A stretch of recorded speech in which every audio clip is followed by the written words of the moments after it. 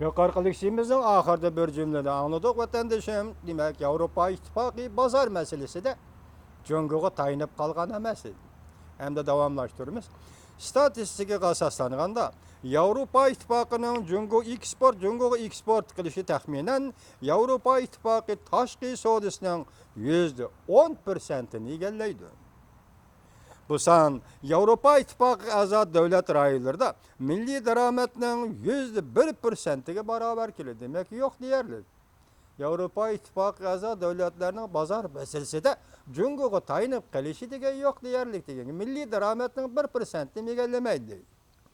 Lekin Avrupa İttifakıda Cungu'ga eksport qilgan davlatlar ichida birinchi o'rin turgan Germaniya, Cungu'da bozor tarayib ketganlikdan Germaniyaning mashinsozlik zavod shirkatlari va boshqa turlarda Cungu'ga eksport qilishi muayyan chekda zarbaga uchirdi.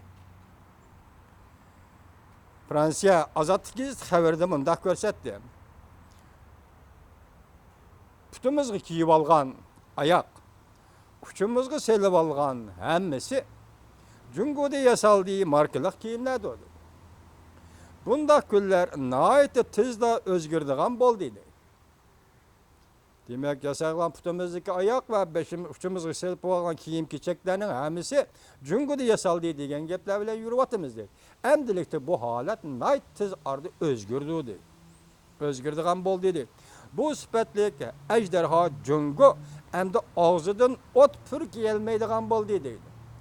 Ejderha Cungu endi og'zidan o't purk yelmaydigan bo'ldi deydi. Belki hozir bu ejderha qattiq yutilishga boshladi, zukam bo'ldi deydi. Cungu'da bu yıl başlangan payçak bozori krizisi Cungu'ga mablag' salg'uvchilarni va Cungu amaldorlarining yuragining ritmlik so'qishini qalaymiqonlashtirib o'tdi.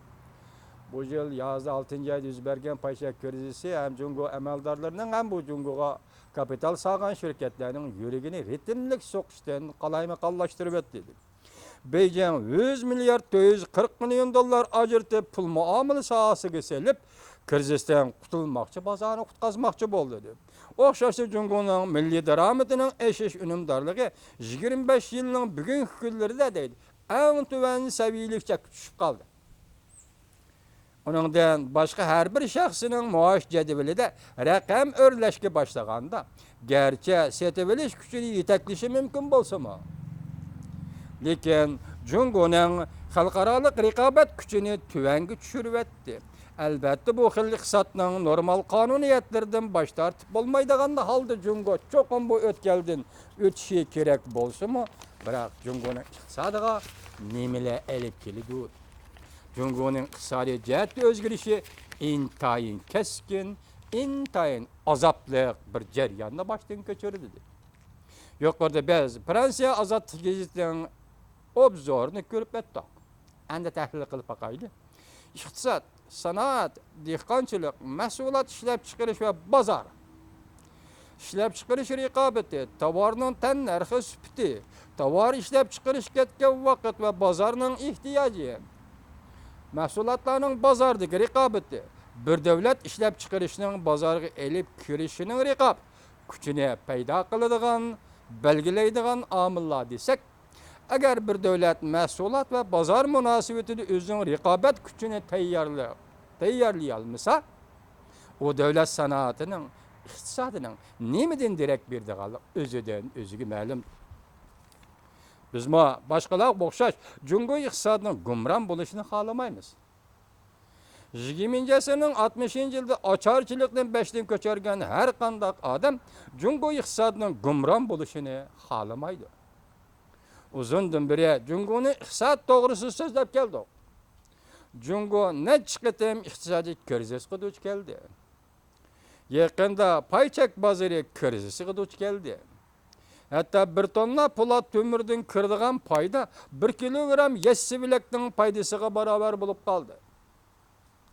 Lekin Cungu iqtisodi hozirgacha gumron bo'lmadi. Bugun shuni tushunib yetdikki, Cunguning bozorini g'arb kapitalizmi va g'arb kapitali qo'g'daydi ekan. Cungu bozori va Cungu iqtisodi shunga gumron bo'lmaydi ekan. Biz Cungu iqtisodining gumron bo'lishini hargiz xohlamaymiz. Biroq iqtisodning gumron bo'lishi Jungoda sotsializm va bir partiyalik siyosiy tuzumning gumron bo'lishini keltirib chiqaradi. Biz dal shuni kutatdik.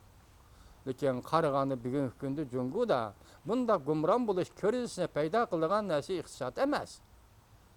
Balki shu iqtisod tufayli bir partiyaning ichki qismidagi qatma-qat ziddiyatlar va gumron bo'lishning shartini hozirlaydigan huquq talashish kurashlari Jungona siyosiy soat yoki siyosat sohasida biz bir o'zgarishning ilib kelishini biz hammamiz kutib turamiz vatandosh.